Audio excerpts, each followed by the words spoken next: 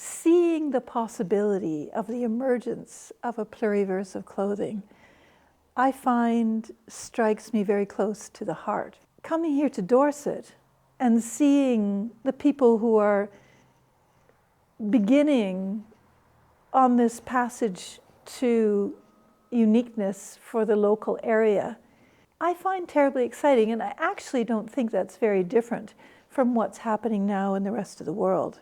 If you think of the rest of the world as having had its own unique clothing cultures for so long, hundreds and hundreds of years, and doing my fieldwork in Indonesia for the past 40-some years, I've seen erosion, continual erosion of a clothing culture. And there is reciprocal influence even. I know that here in Dorset, people have been talking about very, very local. They're connecting with each other. They're wanting to connect with each other. They're talking very much about the very, very local.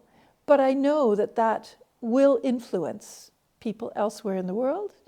I see these women down here learning felting and learning to make buttons, and many of them are talking about their pasts and their grandparents and their parents and where they learned it and so on. And there's camaraderie. When I see a table full of people, it's wonderful doing a workshop. I want to just go and join in. It doesn't feel like a class. It feels like women together having fun. I've seen that even in British Columbia and Canada, where the Indigenous people on the West Coast have learned to do techniques that their ancestors did. And it touches them all emotionally at some very deep place. And they say, I'm closer now to my ancestors. And when I see in Indonesia, people who put down their looms because they can no longer compete with mechanized weaving, I see real pain associated with that, real tears, trauma,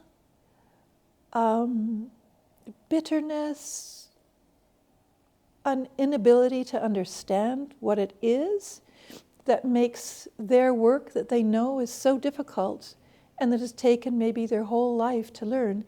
I see just this disconnect. They don't understand it. That's when they burn their looms. That's when they say, it's over, the past is over, I have to move towards the future. And a feeling of worthlessness of their own culture, and that's a very deep kind of pain. Yeah. But it's not just the clothing, and I think that's a fundamental critique I have of our clothing system, that we focus so much on the object and the visual and the material, that we fail to see the culture wrapped up in that. We're consumers first and foremost. We're treated as consumers. If we need something, we can go to the shop. And that feels like some sort of privilege, some sort of right, some sort of capacity that's not even thought about. But I think there's violence there too. And so many people I know are concerned about the youth who have never experienced anything except purchasing clothing and have never experienced systems of real, I would say, integrity, depth. We've lost that depth of joy when it comes to the incredible possibilities that textile techniques and textiles offer us and clothing. So what I'm seeing is loss of depth, loss of culture, loss of quality, loss of space, social space for women.